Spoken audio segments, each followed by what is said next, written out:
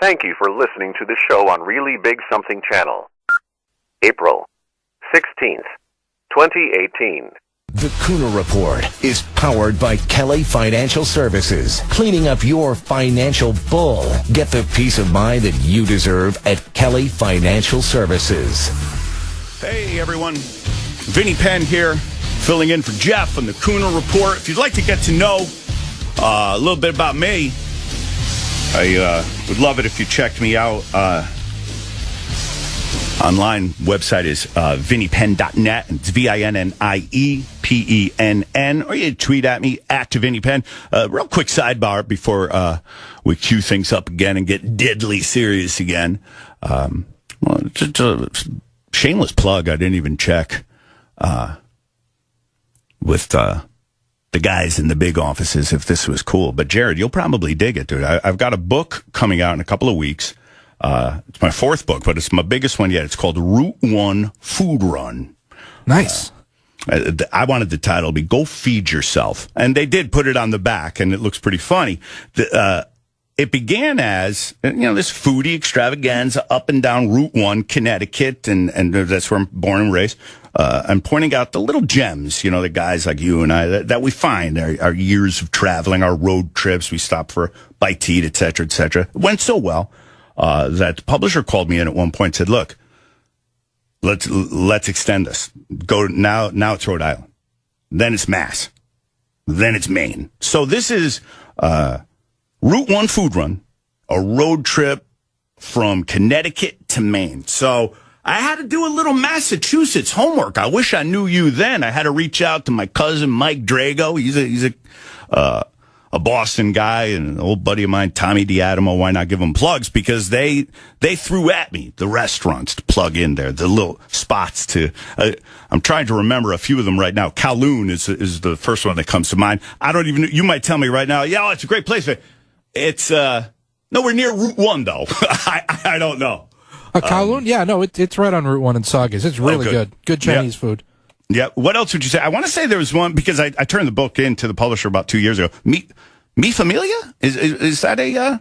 Oh, yeah, Mi Familia. Yeah, I can't remember, but I've heard good things about that. I've never been there. Yeah. So, running up and down Route 1, and so now it all seems fitting. It's serendipitous, if you will, that I would wind up on the great RKO, even, albeit briefly, because... I just spent that time, rode up and down, did my homework. I took the photos with my cell phone to just kind of turn them in. Like, how about this place? And how about this place? And a lot of friends who migrated from Connecticut to Massachusetts, Boston in particular, helped me out and steered me in the direction of some great little spots. So it all seems fitting at this point. We're going to get back to the phones in a couple of minutes. We're at 617-266-6868. But I do have a guest coming up shortly, too, as it pertains to something that Jeff, right here on the Kuhner Report, was talking about quite a bit last week, that seemed lost on many an American. That the whole, raid on an attorney's office, Cohen's, we should be really scared. It's a very dangerous game to play. And I think that's lost on many, because it's this, there is this underlying thought process of everything's at stake. The rules no longer apply. No, they do. And it's that very thought process that can often lead to the blunder, that can lead to mistrials, et cetera, et cetera. Now, Trump's lawyers are arguing in a new court filing yesterday against this FBI search of Cohen's records, and sided with the former Trump Organization lawyers' legal team to make sure confidentiality to his legal clients hasn't been breached. Wouldn't you want that? I mean, can we really be so naive as to think, okay, they're looking for something specific. They stumbled on other confidential material, but that's That has nothing to do with what they're looking for, your collusion, et cetera, et cetera. You can trust them. We've got a former FBI director with a tell-all. Excuse me if I'm not all that trusting right now. The president's attorneys called the federal searches because don't forget, it's not just his office. It was Cohen's home, a hotel room, his cell phones. Even that was lost on me last Monday. Quote unquote, an operation disquieting to lawyers, clients, citizens, and commentators alike. Wait a minute. So Hollywood can collectively chafe over the fappening and their privacy being usurped in order to these laptop warriors can see their nudie pics that they sent out. We can rage against Zuckerberg. What are you doing? How compromised is my information? This picking and choosing, it's odd to me. Because there are some who can feel that way. Whoa, what's Facebook doing? What's Zuckerberg up to? What about this? But the search of Michael Cohen's home, office, a hotel room he stayed in, cell phones, and everything in there, family, friends, everything. It's an operation disquieting to lawyers, clients, citizens, and commentators alike. The Sunday night filing. Some will tell you, places 45 directly in opposition to the wishes of one of the most significant U.S. attorney's offices in the Justice Department. Instead, they say Trump backs his business colleague who finds himself amid a months-long criminal investigation. The filing marks the first time the president's legal representatives have waded into an ongoing criminal matter. It's unusual, they say, but not an unheard of situation for past administrations. Fact is, gang, not a whole hell of a lot going on is unheard of as far as past administrations are concerned. The Stormy thing is comical to me. Oh, this is a new one. Oh, what has he done? Hey, he was a married man, too. Never mind the fact that it was eons before he even entertained a foray into politics. But there are people that the Stormy, the affair, the spanking in the hotel foyer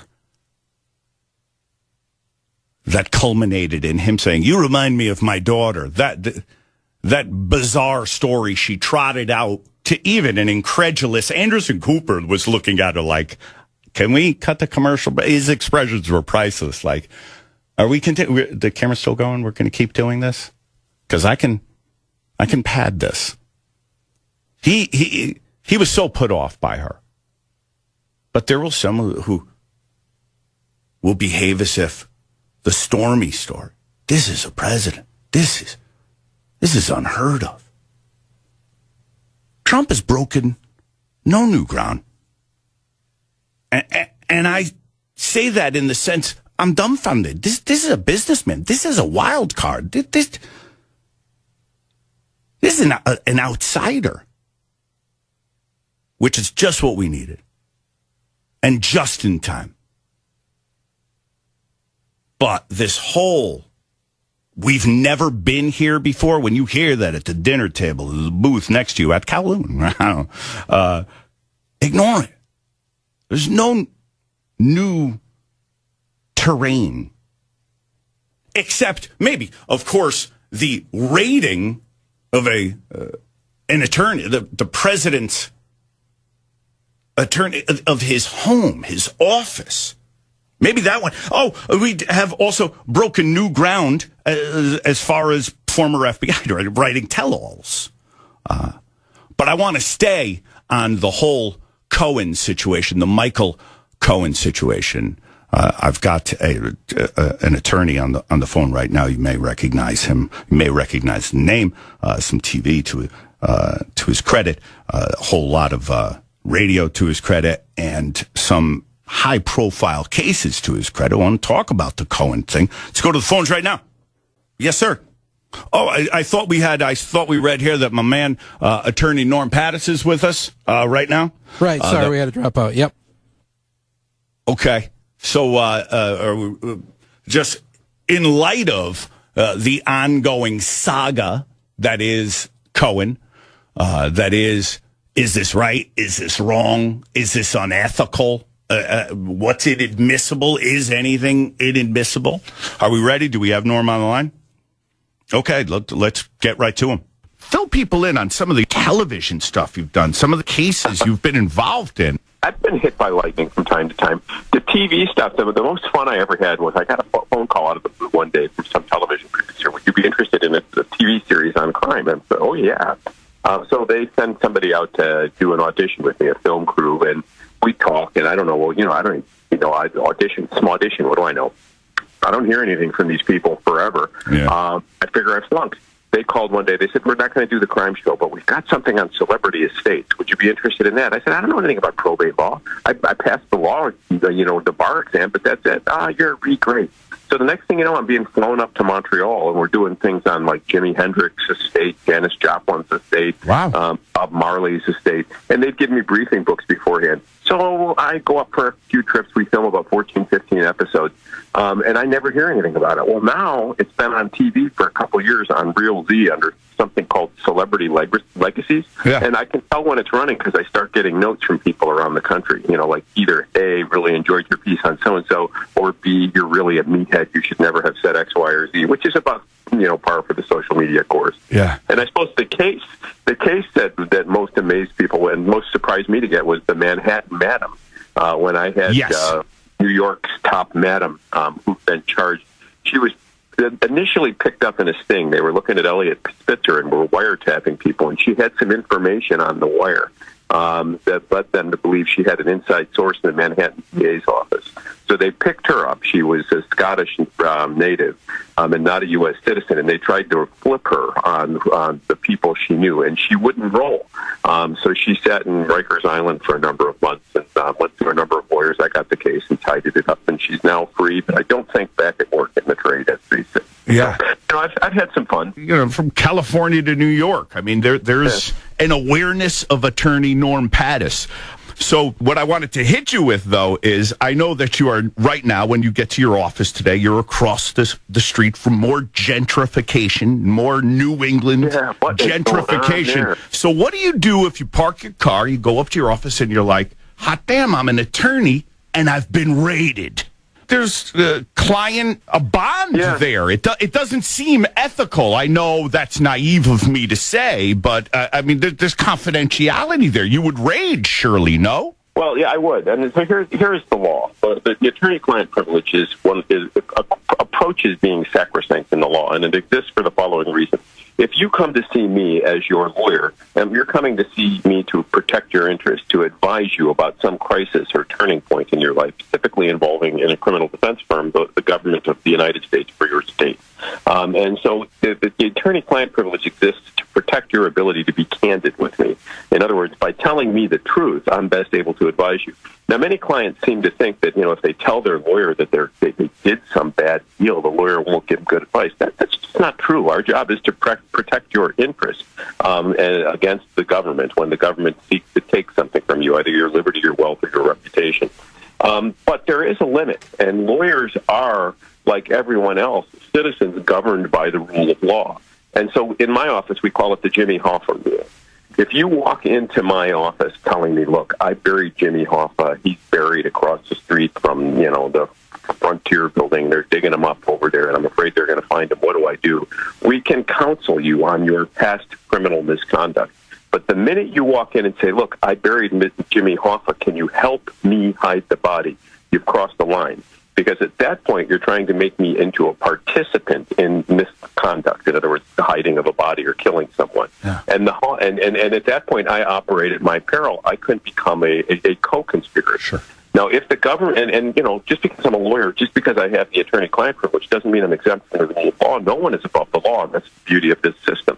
So if the government believes that I have participated in a crime or I'm sitting on evidence of a crime, they can use what's called the crime fraud exception to the attorney-client privilege and try to get a warrant for my office. But a warrant is a different beast.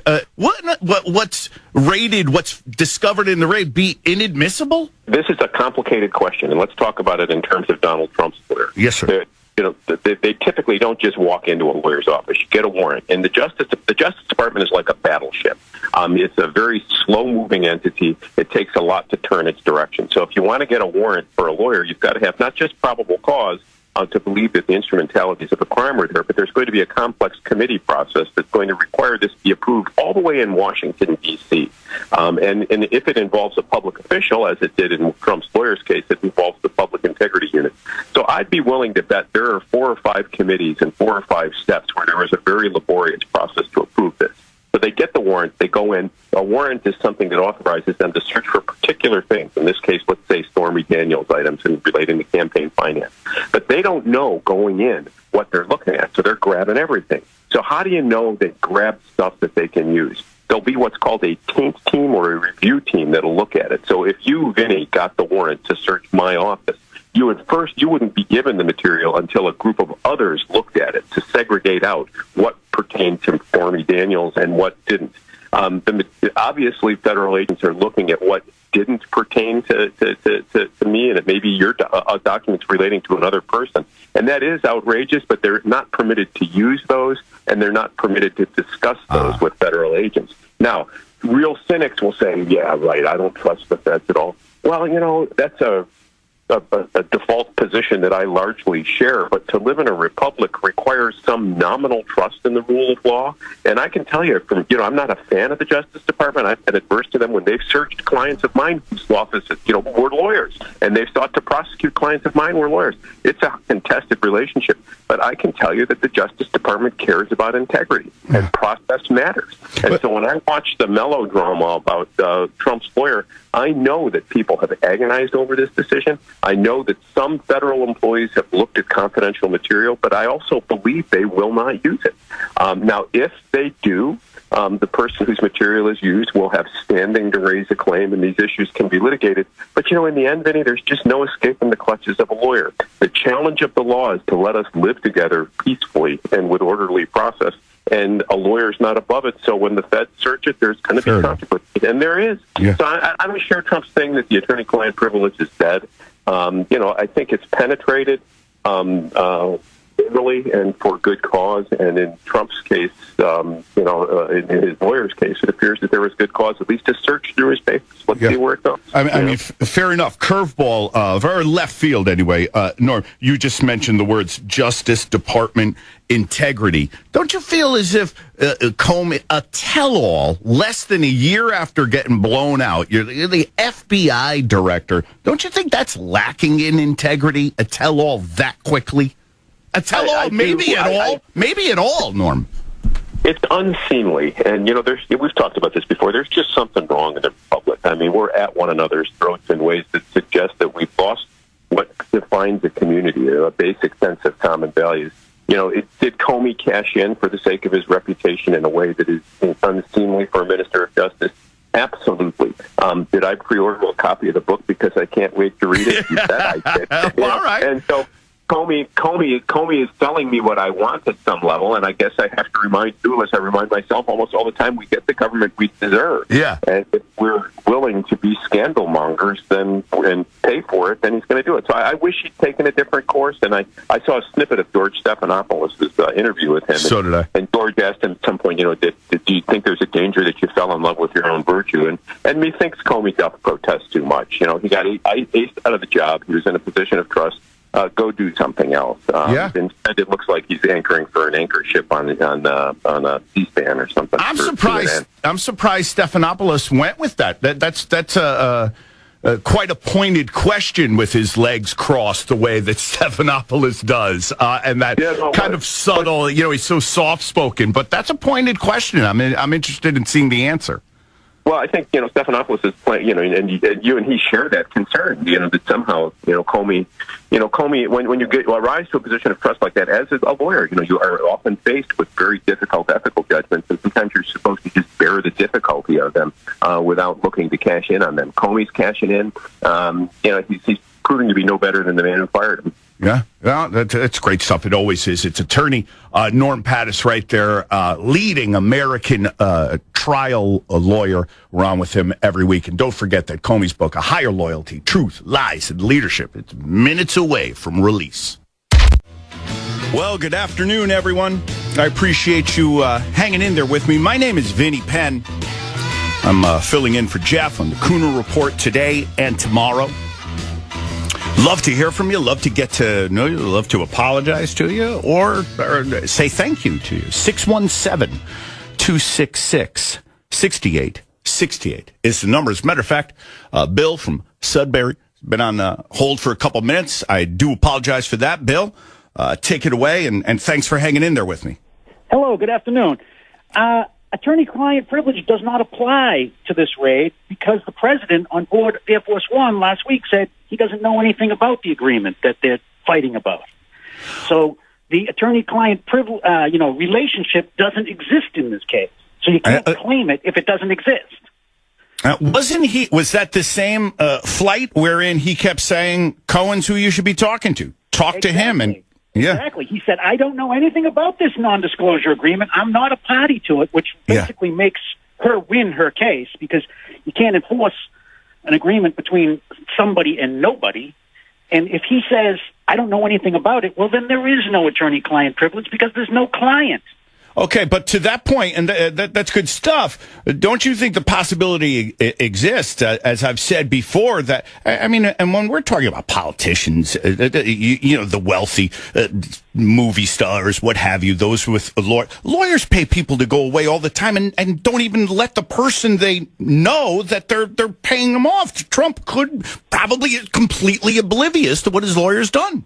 Well, if that's the truth, which I don't believe that for a second, by the way, but if that's the truth, then Cohen is in deep trouble because you are required to keep your client apprised of any agreements, certainly any payments that you're making on their behalf. Sure, and I can't really get it. Go ahead, Bill. You can't enter into an agreement and make a payment and keep your client completely ignorant of it. Yeah, but I think Billy Joel is an artist who would probably say you can't, but they do. Bill, I can't really get a handle on where you're at politically, but let me ask you your thoughts on this. So that would just make Cohen yet another in a long line of guys who failed 45 and who weren't up for the task. Oh, I agree. I agree that he is the president somehow, on purpose or by accident, has left an awful lot of people, a lot of his associates have came out pretty bad from their association with him, and I think Cohen is one of them. Yeah, that's good. I just wanted to get a handle on that. I sure do. Can I talk to Comey for a second? By all means, go ahead, sir. This is Comey's counterpunch. Okay, Comey has been pilloried in public for a year. And this book is Comey's counterpunch. And when I thought he'd be above that. Why? Why would you think he should just take it? You should take this public abuse heaped on him and just not answer back? Why would you do that? Well, because I have such respect for anyone who takes the type of oath that the FBI necessitates, that love of country, and you take those hits. You think the man a jackass, but you take it. There's a degree of, the old, if you could see, you just wipe it right off your shoulder, okay, and you move on. Oh, no way. I think you think Comey's the kind. Comey doesn't strike me as the kind of guy who bristles when he reads a Twitter feed. He's so stone-faced. He struck me as the kind of guy who couldn't care less, to be honest. Oh, I think his public reputation matters to him a great deal, and I think this book is his counterpunch. This is him answering back.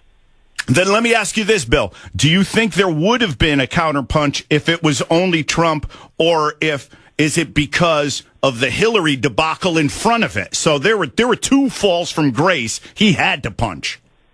He absolutely had to punch because he's been largely silent for a year. And he has had quite a bit of abuse heaped on him from all corners. And of course he's going to answer back and try to defend himself. He's a person of substance. He understands how to answer. And he's a prosecutor, so he knows how to tell a story. Yeah. I mean, he got a nice severance there, but I don't know about you. I don't know anything about you. I'd be off in a cabin with the missus. I'd unplug from the rest of the world, especially after what a man in that position seen, done, buried, the skeletons in that 3 closets. I'd be happy to just disappear from society. I think you would make some effort to defend your personal reputation at some point. After you went to the mountains for a week and thought about it, you'd come back and say, wait a second, you're wrong about that. Here's what I think.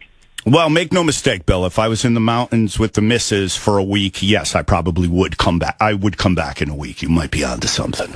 I appreciate the call. I don't know. We'll agree to disagree as far as Comey's concerned, because he struck me as such an even keel guy. I don't know. These publishers, they make it irresistible. But resist. If it endangers our country, if it endangers our way of life, if the timing, dust can settle and you could still clear your name if need be. It doesn't need to be immediate. Again, this is Vinnie Penn filling in for Jeff on the Kuhner Report. We're at 617-266-6868. I love it. Let's head off to Florida and welcome Cindy to the show. I think she's got a very interesting question for us all. Yes, Cindy. How you doing? My cousin lives up there. I have a lot of friends that I communicate with up in that area. I'm from New Jersey. I've been down here about 25 years. All right. And every time I go up there, I say, my goodness gracious, are there any Republicans left or any conservatives in the area? Because of the high taxes. My cousin is thinking about leaving. Some other friends of mine are selling their houses up in that area. But I wanted to tell you a little bit about politics because I'm involved in the Tea Party. Been that way for about 9 years. Both sides of the aisle are as guilty as they can be. Agreed. Ryan doesn't give a hoot about us. He only cares about the bottom line, and that's the U.S. Chamber of Commerce and the Koch brothers and Paul Singer and big hedge fund guy down in Miami who controls Marco Turncoat Rubio. They don't give a hoot about. Wait! What did you just call? Did you call him Marco Turncoat Rubio? That's good. Yes, I did. I love it. The reason I did is because Marco Junco. You got somebody on the passenger side. I love it. Junco's good too. That's right.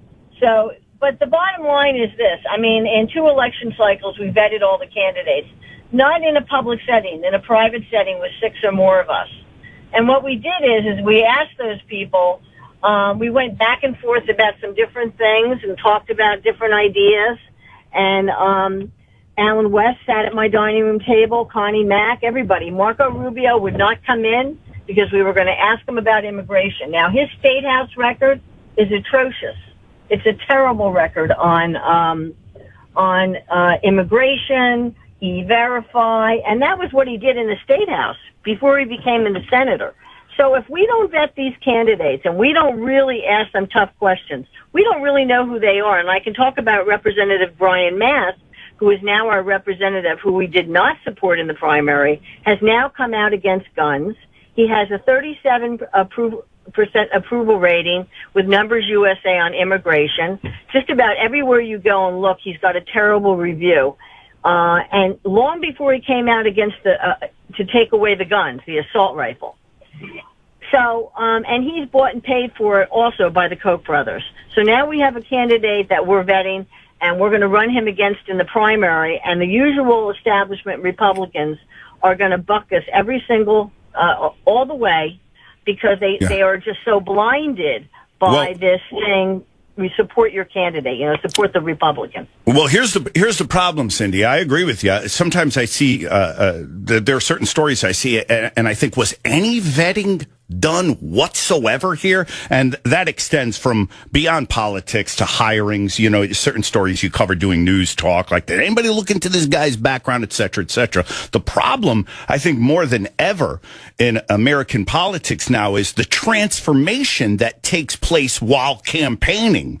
So you could vet till your heart's content, but while on that campaign trail, some of these people prove spineless or swayable, and whatever you've discovered and the stance will change. Some accuse Trump of the same, and I could use the word he evolved. It changed it evolved on the campaign trail. So I think there's a lot of that happens.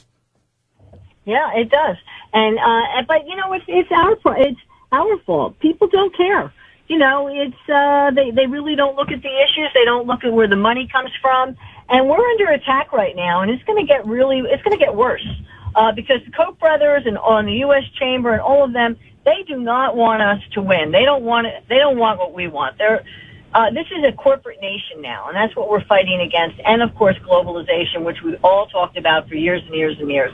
So I'm hoping that little places, like every time I make a phone call into another state, my voice gets out there. I get to talk a little bit about it, and maybe people will listen and try to do something in their state about it. And if nothing else, at least I'm talking for my cousins who live up in the Northeast. Well, and you got me. Although you've been in Florida long enough that you shook off that jersey, girl. You shook it off. I don't hear any traces of it.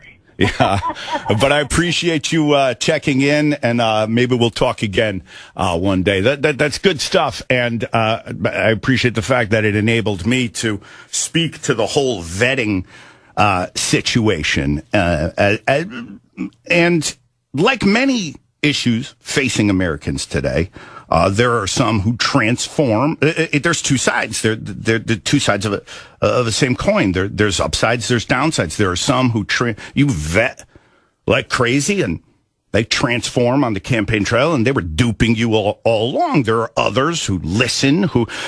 Trump's interesting to just be on with a woman from Florida. The president's reaction to Parkland, to that horrible story out of Parkland, and so many on the right. Railed against him for this because he listened. He was moved by this massacre, however briefly, in the sense that he was willing. All right, let's look into this. Let's look into background checks. Now, that's not necessarily being wishy-washy. That's an openness. That's evolving. Now, he backpedaled on it. But there are differences. There are those who and I'm going to tell you exactly what you want to hear so I can get your vote. There are others who, no, this is who I am. But they evolve. They change. Their view changes. It's okay to do that as long as you have the ability to explain it, to convey it.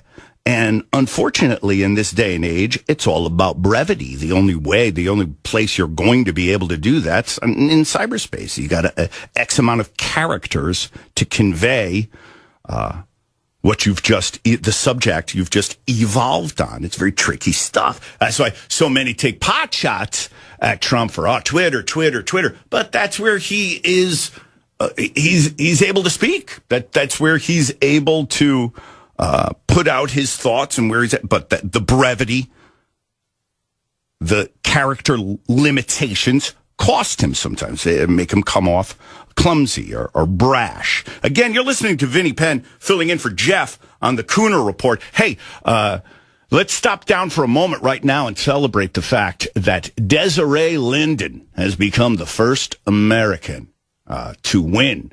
We've got an update for you right now. It's 33 years, and this woman has won the Boston Marathon. She took the women's race with a time of 2 hours, 39 minutes, and 53 seconds. Now, I don't know why a marathon or any of the 5Ks, all these races we see, you don't factor rain into the equation. I mean, this had to make it obviously a significantly tougher day. I mean, we do it for Kentucky Derbies and the like, but we can't do it here in 2 hours, 39 minutes, and 53 seconds for the first time in 33 years. An American has won the Boston Marathon. Again, hats off to Desiree Linden taking the women's race on a rainy Monday. Today, I'm looking at the photo of her hitting the finish line, and I got to tell you the truth, she doesn't even look winded. It's kind of disturbing. Jared, you ever done any? You've ever done any? I can't think of anything that I can. I don't know that there's one thing that I can do for 2 hours, 39 minutes, and 53 seconds. I've basically binge-watched Netflix. That's about as much as I get in the... That's where I was going to go. the 2-hour and 40-minute range. But hey, it's the Trump effect. Make America great again. Here we go. It's already happening. Yeah, she might have been galvanized by that very thought process. I was thinking, it's funny you should say binge watching. I was toyed with that. I've got my Avengers Infinity War, next week. I'm a big fan of those. And much as I love those, I always look and I'm like, 2 hours and 25 minutes? Like, does it have to go that long? So to look at 2 hours, 39 minutes, 53 seconds, clearly she was ready for this. Yuki Kawauchi is the men's winner of Japan, the men's division. 2 hours, 15 minutes, 53 seconds. And they do stop down to note, hats off in the sense that able to overcome some daunting conditions to win. And that sure as hell should be pointed out on a day like today. Yeah, it is absolutely gross out there. It's cold. Just, ugh. That's true, too. I wasn't even factoring in temperature. I mean, it was enough for the Red Sox for the game to be rained out. Patriots Day game, first time since 1984. As a matter of fact, just around the corner, we'll have Gordon Eads, the Red Sox, the team historian, on to talk about that fact. But and that got called, if I heard correctly, like yesterday, which was fairly perplexing to me. Guys, Boston have a lot of faith in your meteorologists. In Connecticut, we pay no mind to what they say. But evidently, they got it right. And while the Red Sox got to sit today out, Desiree Linden did not. And congratulations to her. That's great news again. Vinnie Penn filling in for Jeff on the Kuhner Report on the legendary RKO. Vinnie Penn coming at you. WRKO, filling in for Jeff on the Kuhner Report. Be with you today and tomorrow. Well, another hour or so today and then back tomorrow. And I appreciate you being patient with me. You can tweet at me at Vinnie Penn, and it is VINNIE, or feel free to call in 617-266-6868. Just really interesting. A listener just sent me an article about Des Linden. It's already being cranked out, and there are journalists already feeling comfortable enough to call the Boston Marathon champion, Desiree Linden, and call her Des. Why not? They are giving away her secrets already, and tell all America, why wouldn't you? She's not even, I don't even know that she's taken her sneakers off yet. And we're giving up the secrets. Her daily routine. 12-mile morning runs, and not one, but 2 breakfasts. Des Linden, Boston Marathon champ, the first American woman to win the event since 1985.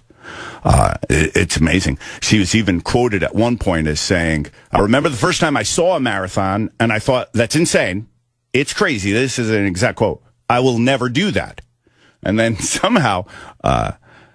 even while she was a professional runner at the time, she joined the Hanson Brooks Original Distance Project and came in contact with marathon runners.